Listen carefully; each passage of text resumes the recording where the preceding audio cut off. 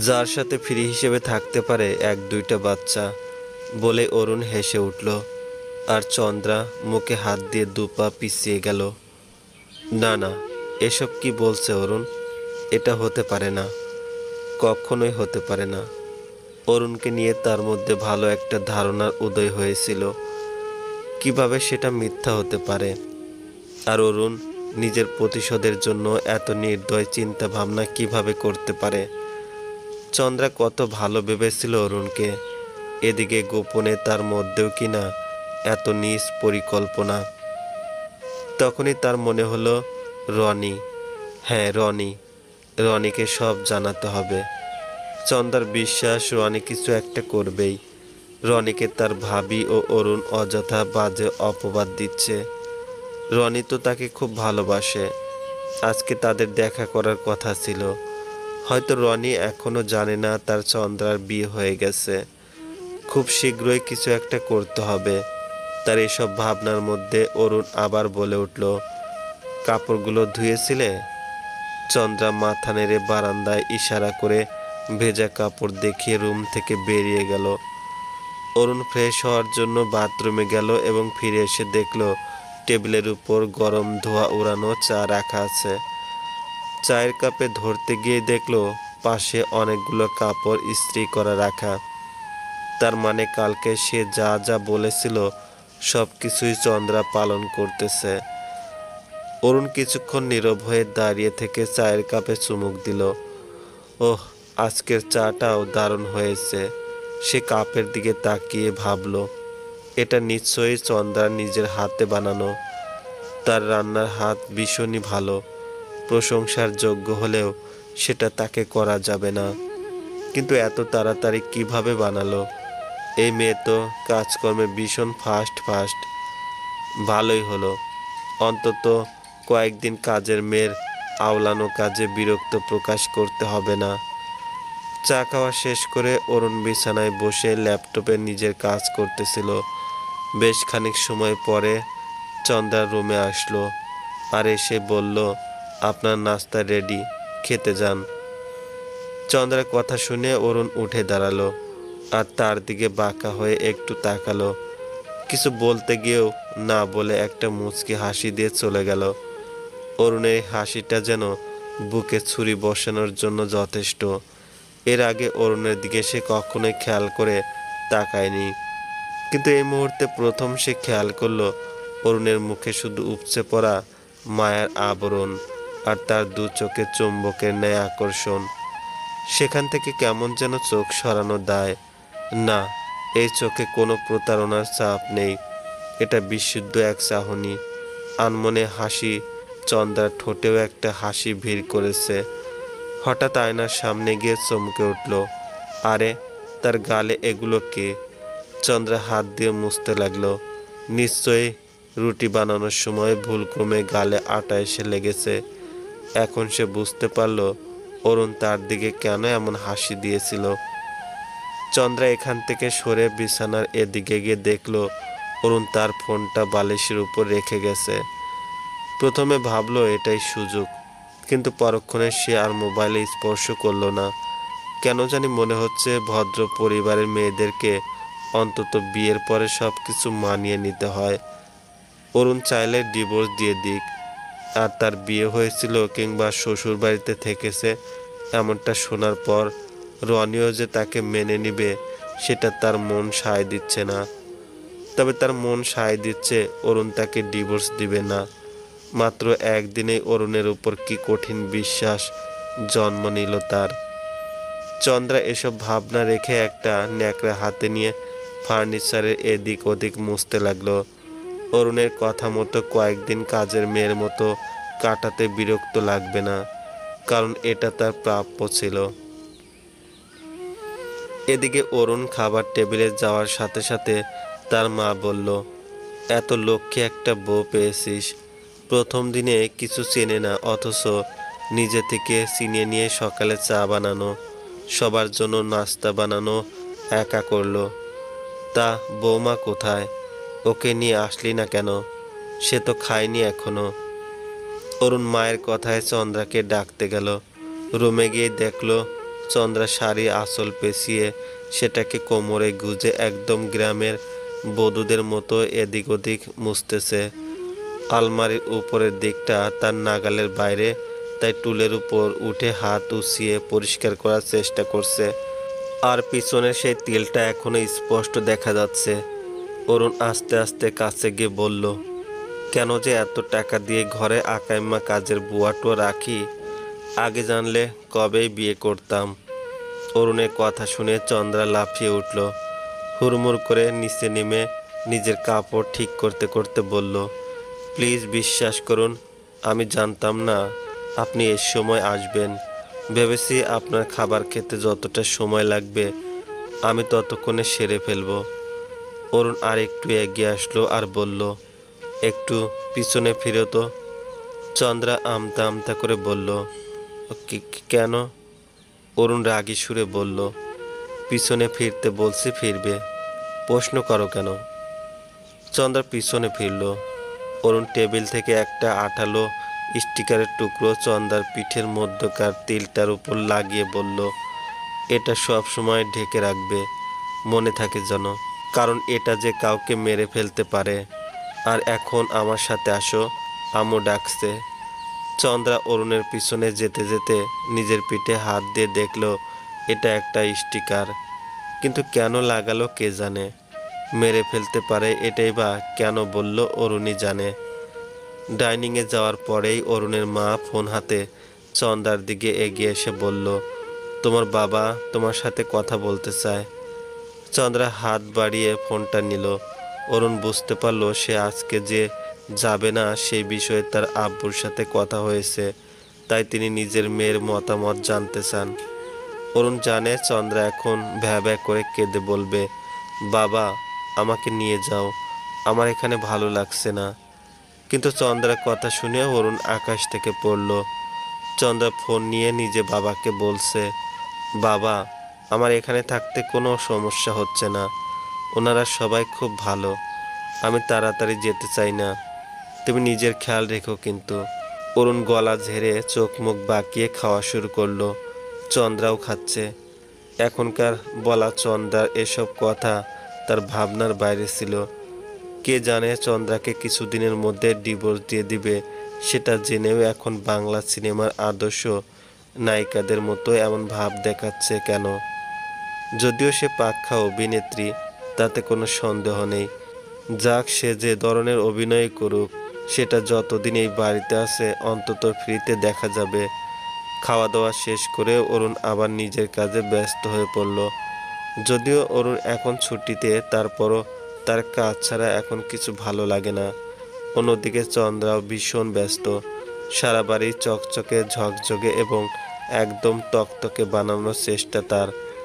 তার শ্বশুর শাশুড়ি সবাই কত প্রশংসা করছে, সবাই মানা করা সত্ত্বেও সে খুশি মনে শুধু কাজ করে যাচ্ছে। কাজের এক এক ফাঁকে তার মায়ের একটা কথা খুব মনে পড়ছে। বাড়িতে মায়ের কাজে সাহায্য করতো না বলে তার মা মাঝে মাঝে বলতো, আমাকে তো কোনো কাজে সাহায্য করো না, একবেলা রান্না করেও খাওয়াও না, পরের বাড়িতে গিয়ে ঠিকই সব করবে, কিন্তু আমি সেটা পাবো না আর কি। চন্দ্রা হাসছে আর ভাবছে, সত্যিই তো, তার মা কোনো সহজ কাজের কথা বললেও সেটা কমপক্ষে 100 বার না বললে করতে যেত না। আর তার স্বামী একবার বলাতে অনায়াসে সব কাজ করছে, সেটাও ভালোভাবে বলা ছিল না। জায়গা ভেদে মানুষ কতই না পরিবর্তনশীল। এভাবে 4 দিন কেটে গেল। চন্দ্রা নিয়ম করে সবগুলো কাজই সুন্দর করে আগে আগে গুছিয়ে করে ফেলে। কয়েকদিনে বাড়ির সবাই কেমন জানি তার উপর নির্ভর হয়ে গেছে। তার শাশুড়ি পান সাজিয়ে দেওয়ার কাজটা ওনাকে করতে দিত না, কিন্তু 4 দিনের মাথায় হঠাৎই তার বাবা তার শ্বশুরবাড়িতে এসে উপস্থিত হলেন। তিনি তার মেয়েকে না নিয়ে যাবেন না। চন্দ্রাও তার বাবার খুব আদরে একটা মাত্র মেয়ে। এতদিন না দেখে চন্দ্রা বাবা মা যেন অস্থির প্রায় হয়ে যাচ্ছিল। মেয়ের জন্য চন্দ্রার মায়ের কান্নাকাটিতে তিনি আজকে তাকে নিয়ে যেতে বাধ্য। এদিকে চন্দ্রার শ্বশুর শাশুড়িও তাকে যেতে দিচ্ছে না। আবার অরুণও তখন তার অফিসে। তাদের কথা হচ্ছে অরুণ আসলে তারপর নিয়ে যেতে, কিন্তু চন্দ্রার বাবা নাছোড়বান্দা, আজকে এবং এক্ষুনি মেয়েকে নিয়ে যাবেন, কারণ নতুন বিয়ে হওয়ার পরে কোনো মেয়ে এক নাগারে এতদিন শ্বশুরবাড়ি থাকে না।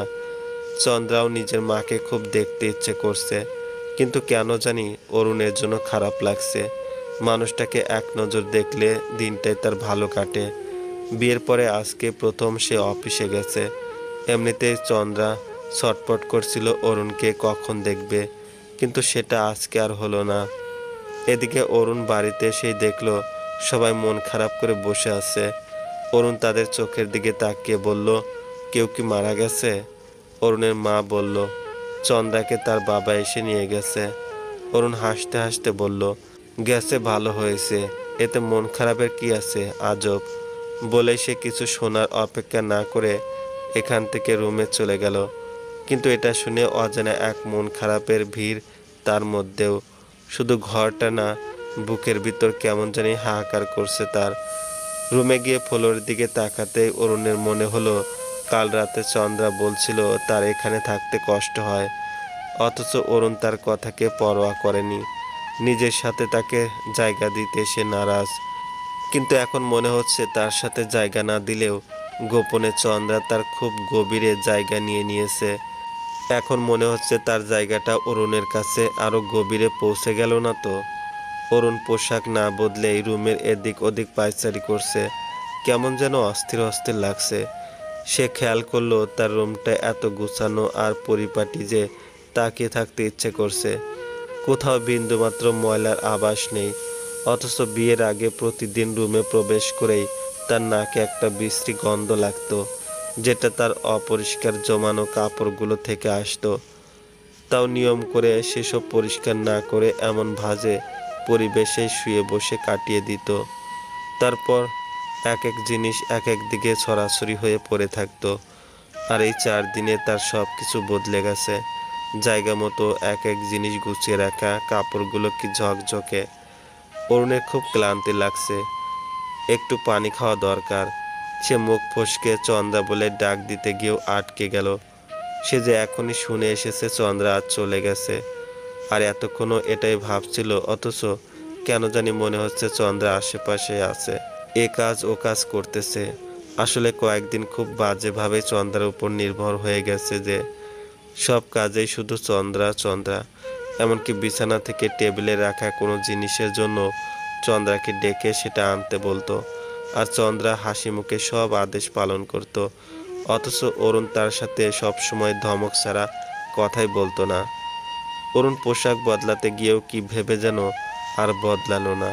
ওয়াশরুমে গিয়ে একটু ফ্রেশ হয়ে তড়িঘড়ি করে রুম থেকে বেরিয়ে গেল। অন্যদিকে চন্দ্রা নিজের অতি পরিচিত নিজের সেই নীড়ে ফিরেও কোনো স্বস্তি বোধ করছে না। কেমন যেন অনুভব করছে সেটা নিজে আঁচ করতে পারছে না। নিজের ভাবির উপর তার অনেকটা রাগ জমে আছে, তাই আসার পরে ভালো করে কথা বলেনি। এখন মনে হচ্ছে কথা বলাটা খুব জরুরি, তাই চুপচাপ তার ভাবির রুমে গিয়ে বিছানার উপর বসলো। এদিকে তাকে এভাবে আসতে দেখে ভাবি মুচকি মুচকি হাসতেছে, কিন্তু কিছু বলছে না। চন্দ্রা মিনমিন করে বলল, ভাবি আমার মোবাইলটা দিবা প্লিজ। তার ভাবি বুঝতে পেরেছিল চন্দ্রা এই জন্যই এখানে এসেছে। উনি ড্রয়ারের দিকে একবার চোখ বুলিয়ে চন্দ্রার দিকে তাকিয়ে বলল, রনিকে ফোন দেওয়ার জন্য মোবাইল চাচ্ছ? চন্দ্রা মুখটা মলিন করে বলল, না আমি রনিকে ফোন দিব না, প্লিজ ফোনটা দাও না। চন্দ্রার ভাবি তার দিকে তাকিয়ে আর মানা করতে পারল না। তিনি ড্রয়ার থেকে ফোন বের করে চন্দ্রার হাতে দিল আর বলল, তোমার ফোনে এই 4 দিনে একবারও রনির ফোন আসেনি, ফোনটা খোলাই ছিল। আমার মনে হয়েছিল হয়তো সে ফোন দিবে, অথচ একটা এসএমএসও দিল না। তুমি কেমন আছো, কোথায় আছো সেটা জানার ইচ্ছে যার হয়নি, সেখানে বোঝা যায় সম্পর্কটা একপাক্ষিক ছিল। তুমি তার জন্য একা পাগলামি করতে, তাকে ভালোবাসতে এবং তাকে তোমার করে পাওয়ার জন্য অসম্ভবের দুনিয়ায় ঘুরতে, আর এমনকি তার জন্য একটা ভালো ছেলের সম্মান নিয়েও খেলা করেছিলে। আমার মনে হয় কি জানো, তুমি রনির জন্য যতটা সিরিয়াস ছিলে, সে সেটাকে ততটাই খামখেয়ালে উড়িয়ে দিত। গিয়ে দেখো এমনও হতে পারে তোমার মতো কত চন্দ্রা তার জীবনে আছে। চন্দ্রা কোনো কথা না বলে ফোন হাতে বাড়িয়ে নিয়ে বলল, তোমাদের জামাইয়ের নাম্বারটা দাও, আমার কাছে নেই আসলে। চন্দ্রার কথা শুনে তার ভাবি একটা হাসি দিল আর নিজের ফোন থেকে অরুণের নাম্বারটা দিল। চন্দ্রা নাম্বার নিয়ে চলে যাবে এরপর কি ভেবে সে পিছনে তাকিয়ে বলল, তুমি ওনার নাম্বার কোথায় পেয়েছো? আমার জানা মতে আমার শ্বশুর শাশুড়ির সাথে আমার আম্মু আব্বুর কথা হয় এবং ফোন নাম্বার আছে, কিন্তু অরুণ তো না, মানে ওনার সাথে তোমার হয়। চন্দ্রার ভাবি জোরে জোরে হেসে উঠল। চন্দ্রা এই হাসির আগাগোড়া কিছু বুঝলো না। তখন ভাবি বলল, আরে আমি নই তোমার জামাই আমার নাম্বার জোগাড় করেছে। মাঝরাতে ফোন দিয়ে দিয়ে বলে, ভাবি আপনার হাসিটা আমার কি যে ভালো লাগে। চন্দ্রা মুখ বাঁকিয়ে মাথা নাড়াতে নাড়াতে চলে গেল। সিরিয়াস সময়েও তার ভাবি রসিকতা করতে ছাড়ে না। পারে উনি। চন্দ্রা রুমে গিয়ে ফোন দিবে কি দিবে না ভেবে আতঙ্কে পড়ে গেল, কারণ সে জানে ফোন দিলে নির্ঘাত ধমকি শুনতে হবে, তারপর উল্টাপাল্টা কি জানি বলে বসে। তাও কেন জানি নিজেকে মানাতে পারছে না। তার মনে হচ্ছে অরুণ অফিস থেকে এসে তাকে দেখতে না পেয়ে মনে হয় খুশি হয়েছে, কিন্তু অরুণ আসার পরে নিজের পোশাকগুলো এদিক ওদিক ছুঁড়ে ফেলে দেয়নি তো? তাহলে তো রুমটা আবার আগের মতো করে ফেলবে। চন্দ্রা ভাবছে অরুণ তো এই কয়দিন যা প্রয়োজন সব তাকে করতে বলতো, এখন সে কি তাকে খুঁজবে? আবার অলসতায় নিজের যত্ন নিতে ভুলে যাবে না তো? ওহো, ভাবনায় আর পেরে উঠছে না চন্দ্র। সাহস করে ফোন দিয়ে দিল, কিন্তু রিসিভ হচ্ছে না। তিনবারের মাথায় ফোন রিসিভ করলো।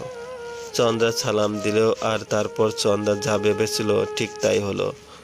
ওপাশ থেকে জোরে জোরে ধমকিয়ে অরুণ বলল, আজব, এতবার ফোন দেওয়ার মানে কি? রিসিভ করছি না বুঝে নেওয়া উচিত আমি ব্যস্ত, তা না করে দিতেই আছে। কি কি কি বলবা তুমি? ইম্পর্টেন্ট কোনো কথা বলার আছে? অরুণের ধমকিতে চন্দ্রার গলা শুকিয়ে গেছে। কাঁপা কাঁপা গলায় বলল, আমি দুঃখিত, আসলে তেমন কিছু বলার নেই। আপনি এসে কিছু খেয়েছিলেন কিনা জানার জন্য ফোন দিয়েছিলাম। অরুণ আবার রাগী গলায় বলল, তো তোমার কি মনে হয় আমি না খেয়ে থাকবো? মানে কি? এইটা জিজ্ঞাসার জন্য তুমি আমাকে বিরক্ত করলে? ধ্যাত, বলেই অরুণ ফোন কেটে দিল। আর চন্দ্রা কান থেকে ফোনটা চোখের সামনে আনলো। তার চোখের জলগুলো বেয়ে বেয়ে ফোনের স্ক্রিনে পড়ছে। সে খুব করে চাইছে কান্না আটকাতে, কিন্তু পারছে না। চন্দ্রা নিজের সামনে দেখতে পাচ্ছে শুধু গাঢ় অন্ধকার, যে অন্ধকার সাঁতরে সে একুল ওকুল কোনো কুলেই রাস্তা খুঁজে পাচ্ছে না। রাতের খাবারের জন্য চন্দ্রাকে অনেকক্ষণ যাবৎ ডাকতেছে, কিন্তু তার খেতে ইচ্ছে করছে না। অঝরে কাঁদছে আর বারবার ফোনের দিকে তাকাচ্ছে। কেন জানি মনে হচ্ছে অরুণ তাকে ফোন দিবে। এদিকে চন্দ্রার ভাবি ভাবছে চন্দ্রা অরুণের সাথে কথা বলছে, তাই উনিও আসছে না। চন্দ্রা আবার ফোন হাতে নিল। অনলাইনে গিয়ে দেখলো রনি অ্যাক্টিভে। সে কিছু না ভেবে নিজের সব অ্যাকাউন্ট থেকে রনিকে ব্লক করে দিল। তারপর ফোনটা বিছানার উপর রেখে বারান্দায় গিয়ে দাঁড়ালো। হ্যাঁ, এতদিনে পাগলের মতো ভালোবেসে আসা মানুষটার সাথেও আর কখনো কথা হবে না, সেটারও আর সুযোগ নেই। সব স্বপ্নের বিসর্জন দিয়ে চন্দ্রা নিজের অনিশ্চিত সংসারের জন্যই আজ ভীষণ মন খারাপ। তার ভাবি ঠিক বলেছিল, তার ভালোবাসা একপাক্ষিক। রনির জন্য সে যতটা পাগলামো করত, তার সামান্য রনি তার জন্য করতো না। সে কথা বলতে চাইলেই রনি কথা বলতো। চন্দ্রা নিজে থেকেই তার সাথে দেখা করতে চাইতো। কতবার তার ফ্রেন্ডরা রনি সম্পর্কে বাজে কথা বলেছে, কিন্তু তারপরও কেন জানি রনিকে ভুল বুঝতে পারেনি, কারণ রনিকে সে অন্ধের মতো বিশ্বাস করত। মাঝে মাঝে তার মনে অনেক প্রশ্ন জাগলেও নিজেকে বোঝাতো রনি হয়তো নিরুপায়, কিন্তু এখন তার মনে হয় রনি আসলে কখনো তাকে মন থেকে চায়নি। এদিকে রনিকে পাওয়ার জন্য যাকে এত অসম্মান করলো, সেই অরুণের জন্যই তার এখন শত চিন্তা, হাজার ভাবনা। কিন্তু এটাও যে একপাক্ষিক। সে কি সব সময় আর সব ক্ষেত্রেই এভাবেই একতরফা ভালোবাসবে আর কাউকে এতটা গুরুত্ব দিবে? তাকে বোঝার মতো এবং অনুভব করার মতো কেউ থাকবে না? ভাবতে ভাবতে অজান্তে চলে আসা চোখের পানি মুছতে লাগলো। হঠাৎই নিচে গেটের সামনে একটা বাইকের আলো জ্বলে উঠল। চন্দ্রা নিচে তাকিয়ে একদম চমকে উঠল। কারণ সে জানে রনি হয়তো তাকে দেখতে পেয়েছে। সে দ্রুত বাইক থেকে নেমে সে কান্নার মধ্যে দাঁত বের করে হেসে উঠল আর এক দৌড়ে নিচে চলে গেল। পেছন থেকে তার মা আর ভাবি জিজ্ঞাসা করতেছে কি হয়েছে। চন্দ্রা তাদের কথার জবাব না দিয়ে আগে গিয়ে দরজা খুলল। খুলে দেখলো অরুণ বেল দেওয়ার জন্য সুইচের উপর মাত্র হাত রেখেছে। বেল দেওয়ার আগেই দরজা খুলে যাওয়াতে সেও আচমকা একটু অবাক হয়ে কি বলবে খুঁজে পাচ্ছে না। চন্দ্রা চোখে মুখে আনন্দের তীব্রতা স্পষ্ট বোঝা যাচ্ছে। অরুণ এগিয়ে বলল, সরো না একটু, ভিতরে আসতে দিবা তো নাকি? চন্দ্রা একটু সরে গিয়ে বলল, নিশ্চয়ই নিশ্চয়ই, আসেন, ভিতরে আসেন। কাজের মেয়ের বাড়িতে সাহেবের আগমন, এটা তো ভাবনার বাইরে। অরুণ চেহারা ভাঁজ করে ভিতরে পা রাখতে চন্দ্রার পিছন থেকে তার ভাবি বলে উঠল, ও মা, নতুন জামাই দাওয়াত ছাড়া চলে আসে? অরুণ পা পিছনে নিয়ে বলল, আচ্ছা এখন দাওয়াত দেন আর আমি ভেতরে আসি। তার ভাবি কিছু বলতে যাবে তখনই চন্দ্রার মা পিছন থেকে এসে বলল, অরুণ তুমি এসেছো? রাতের বেলা এত দূরের পথ একা এসেছো? আমার তো ভীষণ ভয় হচ্ছিল। চন্দ্রা তার মায়ের দিকে অবাক হয়ে তাকিয়ে বলল, আম্মু তুমি আগে থেকে জানতে? চন্দ্রার মা অরুণকে ভেতরে আসতে বলল। অরুণ ভেতরে আসলো আর চন্দ্রার বাবাকে সালাম দিয়ে ওনার পাশে বসলো।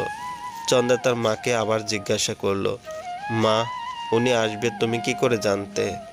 চন্দ্রার মা রান্নাঘরের দিকে এগুতে এগুতে বলল, অফিস থেকে এসে পোশাক না বদলেই নাকি অরুণ তড়িঘড়ি করে বাসা থেকে বের হয়ে গেছে, আর বের হওয়ার সময় তার মাকে বলে আসছে বউ নিয়ে বাসায় ফিরবে। চন্দ্রা তার মায়ের কথা শুনে নিজের মুখ দুহাতে চেপে ধরল, কারণ সে বিশ্বাস করতে পারছিল না কিছু। একটু আগে ফোনের মধ্যে কি বাজেভাবে ধমকালো, অথচ সে তাকে বাসায় না পেয়ে সোজা এখানে চলে আসছে। এই অরুণ তো তার চেয়ে বড় নাটকবাজ। চন্দ্রা তার মায়ের পিছু ছেড়ে অরুণের দিকে তাকালো, দেখলো অরুণ তার বাবার সাথে কত কত আলাপ জুড়ে দিয়েছে। সে সামনে এগিয়ে গিয়েও আবার পিছনে ফিরে গেল। তার মা বলছিল অরুণ অফিস থেকে এসেই তাড়াহুড়োয় তাদের বাসায় চলে আসছে, তার মানে সে কিছুই খায়নি। চন্দ্রা রান্নাঘরে গিয়ে দেখলো যা কিছু রান্না আছে তা অরুণের খুব একটা পছন্দের নয়। কে জানতো সে এভাবে হুট করে আসবে, না হলে তো অনেক কিছু রান্না করে রাখতো। আর কিছু না ভেবে চন্দ্রা খুব দ্রুত তার জন্য খাবার তৈরি করতে লাগলো। চন্দ্রার মা আর ভাবি কতক্ষণ তার দিকে হা করে তাকিয়ে রইল। জীবনে খুব অল্প সংখ্যক বারই চন্দ্রাকে এভাবে কাজ করতে দেখেছে। আজকে নিজের স্বামীর জন্য তার ছুটাছুটি দেখে তারা দুজনেই অবাক। তবে চন্দ্রার ভাবের মুখে বিজয়ের হাসি। তিনি ঠিক বুঝতে পেরেছিলেন চন্দ্রা সব মানিয়ে নিতে পারবে, কিন্তু এত দ্রুত হবে সেটা ওনার ধারণারও বাইরে ছিল। অল্প সময়ের মধ্যে চন্দ্রা কয়েক রকম খাবারের আয়োজন করে ফেলল। সব কিছু ঠিক আছে, কিন্তু এত রান্না চন্দ্রা কিভাবে শিখলো সেটাই তার মায়ের মাথায় যাচ্ছে না। তিনি কিছুক্ষণ ঘোরাঘুরি করে সেটা জিজ্ঞাসা না করেই চলে গেলেন। চন্দ্রা খাবার নিয়ে অরুণের সামনে রাখলো। তখন চন্দ্রার বাবা উঠে দাঁড়িয়ে বলল, জামাই খান আপনি, আমরা আপনি আসার আগেই রাতের খাবার খেয়ে ফেলেছি। অরুণ অনেক জোরাজুরি করার পরও চন্দ্রার বাবা এখানে আর বসলো না। তার বাবা চলে যাওয়ার পরেই চন্দ্রা অরুণের দিকে তাকিয়ে মুচকি মুচকি হাসতে লাগলো। অরুণ এক মনে খাচ্ছে, কারণ তার সব পছন্দের খাবার সামনে রাখা। চন্দ্রা শুধু তাকিয়ে তাকিয়ে অরুণের খাওয়া দেখছে। অরুণের খাওয়া মাছ প্রায়। তখনই চন্দ্রার ভাবি এসে অরুণের পাশের চেয়ারটাতে টেনে বসলো। অরুণ এতক্ষণে একটু মাথা তুলে ভাবির দিকে তাকালো, তারপর কোনো শব্দ না করে খাওয়ার দিকে মনোযোগ দিতেই তার ভাবি বলল, আপনার বউকে জিজ্ঞাসা করেননি সে খেয়েছে কিনা? অরুণ হাতের তোলা খাবারটা প্লেটে রেখে চন্দ্রার দিকে তাকালো। চন্দ্রার সাথে সাথে তার চোখ নিচু করে ফেলল। ভেবেছিল না খেয়ে থাকার জন্য অরুণ তাকে বকা দেবে, যেটা ভালোবাসলে কেউ দিতে পারে। কিন্তু সেটা না করে অরুণ বলল, সে তো দিন দিন মুটকি হচ্ছে, তার আর খাওয়ার দরকার কি? আর হ্যাঁ ভাবি, আপনি কিন্তু একদম ঠিক আছেন, জোশ একটা ফিগার আপনার। চন্দ্রার হাসি মুখটা মুহূর্তে অন্ধকার হয়ে গেল। সে চোখ বড় করে সে অরুণের দিকে তাকালো, কিন্তু অরুণ তো খাচ্ছে। চন্দ্রা আর ভাবির দিকে তাকিয়ে দেখলো উনি হেসে হেসে একদম নুয়ে পড়তেছে। চন্দ্রার রাগের মাত্রা আরও বেড়ে গেল। সে মোটে মুটকি নয়, তার ভাবি তার থেকে মোটা। সেখানে অরুণ বলছে সে মুটকি, কিন্তু তার ভাবির ফিগার ঠিক। সি সি সি, তার নজর কত দূর। চন্দা মন খারাপ করে সেখান থেকে চলে যাওয়ার জন্য উদ্যত হলো। তখনই শুনতে পেল অরুণ বলছে, আমি আজকে কেন আসছি জানেন? শুধুমাত্র আপনাকে দেখতে ভাবি। বলতে বলতে অরুণ খাবার শেষ করে হাত ধুয়ে টেবিল থেকে উঠে দাঁড়ালো। আর কিছু শোনার আগে চন্দ্রার রাগে দাঁত কিরমির করতে করতে রুমে চলে গেল। গিয়ে মনে মনে অরুণকে ইচ্ছে মতো বকতে লাগলো। তারপর তার মাথায় আসলো অরুণ নিজের বিছানায় তাকে জায়গা দেয় নাই। আজকে সেও তার বিছানায় অরুণকে থাকতে দিবে না। প্রতিশোধ নেওয়ার সময় এসে গেছে। যেই বাবা সেই কাজ।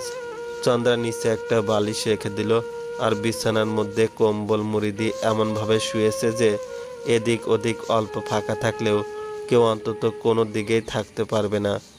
অরুণ গুনগুন করে গান গাইতে গাইতে রুমে প্রবেশ করে দেখলো চন্দ্রার এই সব কাণ্ড কারখানা। হাসবে নাকি কাঁদবে ভুলে গেছে। চন্দ্রা উল্টো প্রতিশোধ নিচ্ছে এটা ভেবে তার হাসি পাচ্ছে। কিন্তু আসলেই সে ফ্লোরে কিভাবে থাকবে এটা ভেবে এক্ষুনি ভিতরে শিউরে উঠতেছে। অরুণ ঘাড়ে হাত দিয়ে চুলকাচ্ছে আর এদিক ওদিক তাকাচ্ছে। তারপর আস্তে আস্তে বলল, এই রুমে অন্তত একটা সোফা সেট থাকা উচিত ছিল। চন্দ্রা কম্বলের ভিতর থেকে মুখ বের করে বলল, আচ্ছা আচ্ছা, এখানে থাকা উচিত ছিল তাই না? আপনার রুমে তাহলে নেই কেন? ভুলে গেছেন আমাকে 4টা রাত কিভাবে রেখেছেন? আর আপনার রুমে তো কার্পেটও বিছানো নেই, অথচ আমার রুমে সেটাও আছে। অরুণ চোখের মণি দুটোকে কতক্ষণ উপর নিচ করে ভেংসি দিয়ে নিচে শুয়ে পড়ল। সত্যি সত্যি অরুণকে নিচে শুতে দেখে চন্দ্রা অবাক থেকে অবাক হয়ে গেল। সে ভেবেছে অরুণ কখনোই মেনে নিবে না, কিংবা তাকে ধমক দিয়ে চুপ করিয়ে দিবে।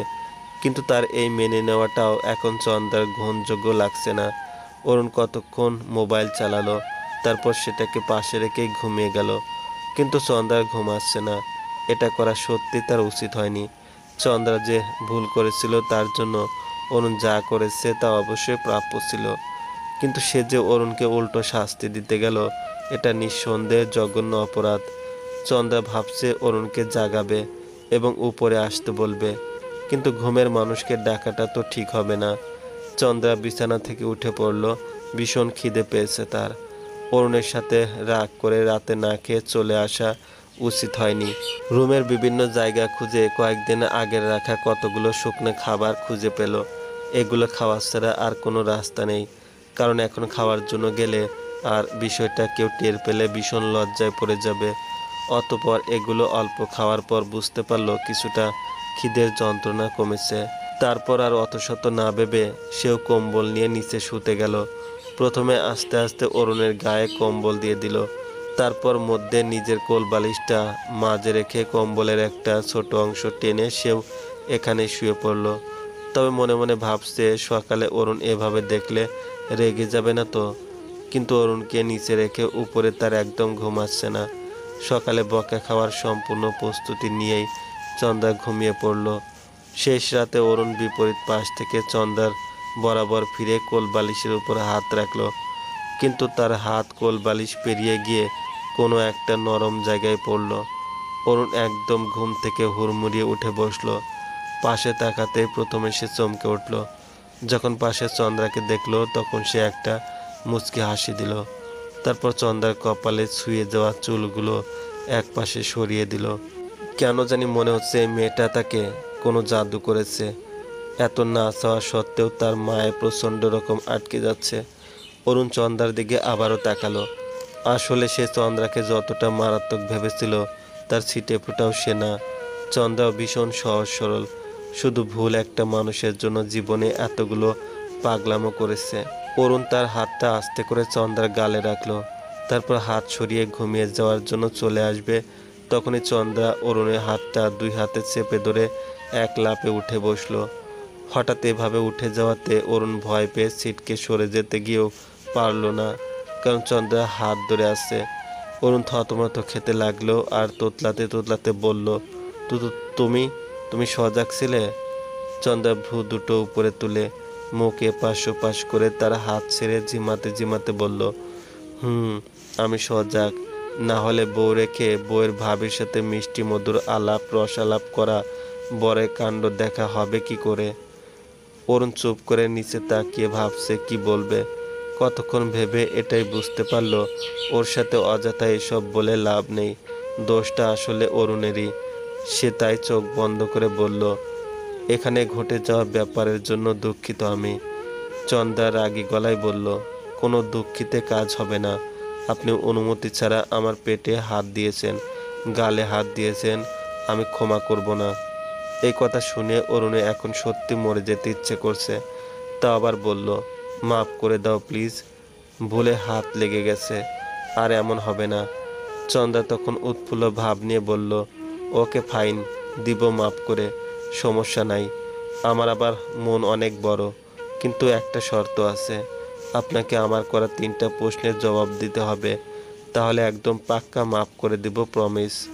চন্দ্রার কথা শুনে অরুণ স্বাভাবিক চেহারায় বলল, আচ্ছা মাফ না করলে নাই, তাছাড়া বিয়ের পরে বউকে ছোঁয়া জায়েজ আছে, ঘুমালাম আমি।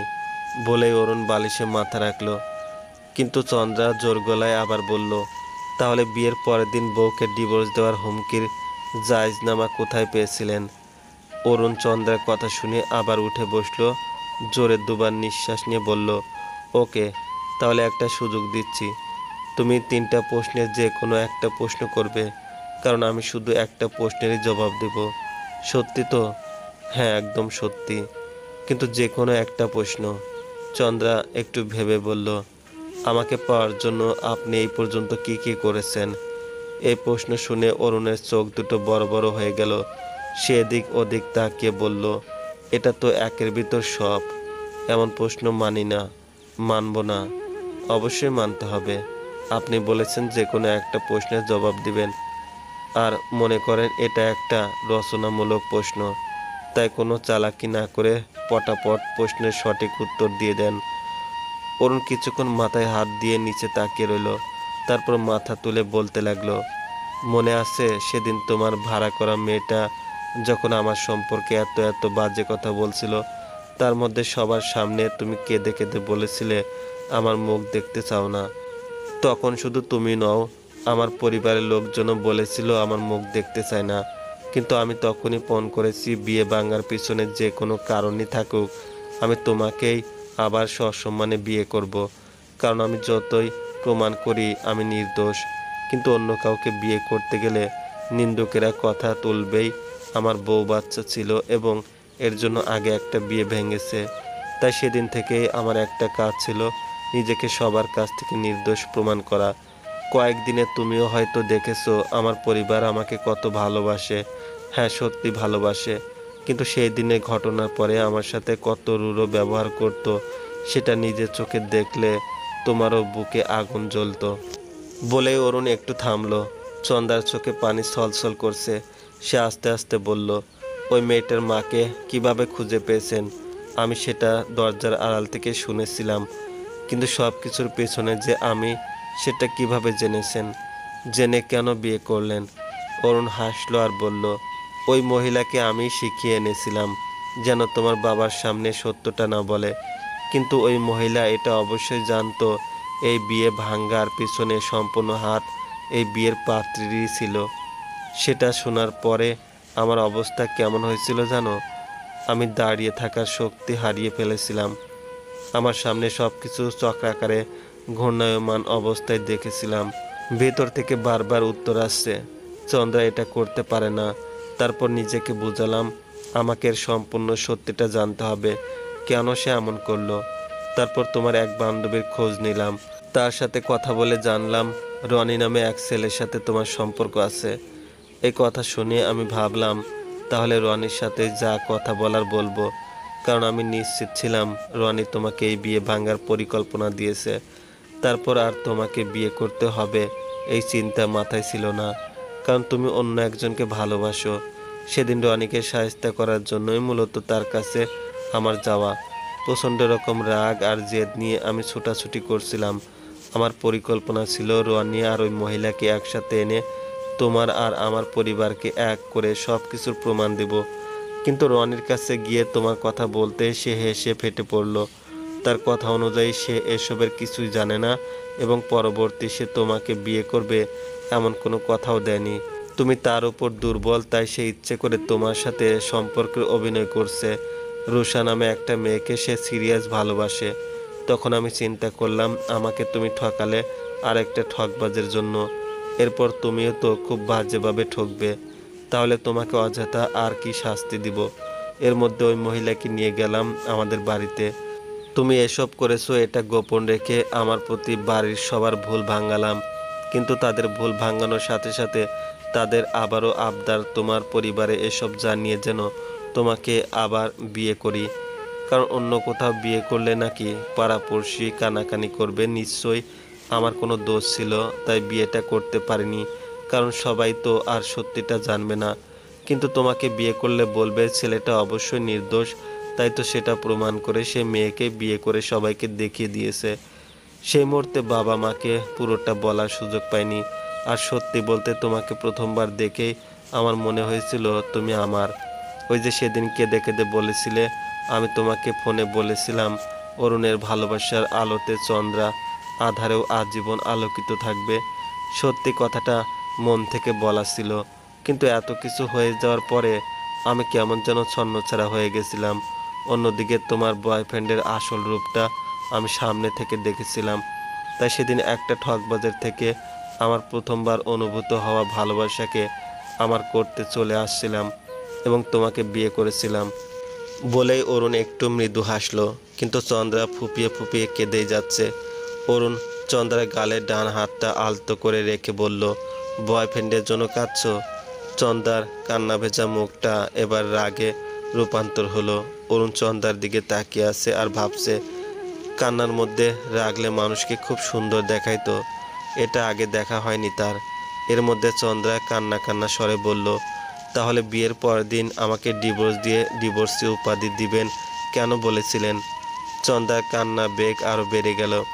অরুণ চন্দ্রাকে জড়িয়ে ধরে বলল, এই মেয়ে, ডিভোর্স দিলে কি তুমি একা এই উপাধি পাবে? আমিও তো পাবো। আর ডিভোর্স হলে বাচ্চা কাচ্চাওয়ালা জামাই পাবে বলেছিলাম। তাহলে ঘটক তো আমার জন্য বাচ্চাওয়ালা বউই আনতো, তাই না? কারণ আমিও তো আগে বিয়ে করেছি।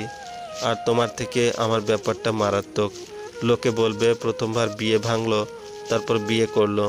এরপর মনে হয় তার বউ তার সম্বন্ধে গোপন কিছু জেনে গেছিল, আর তাই সে বউকে দ্রুত ডিভোর্স দিয়েছে।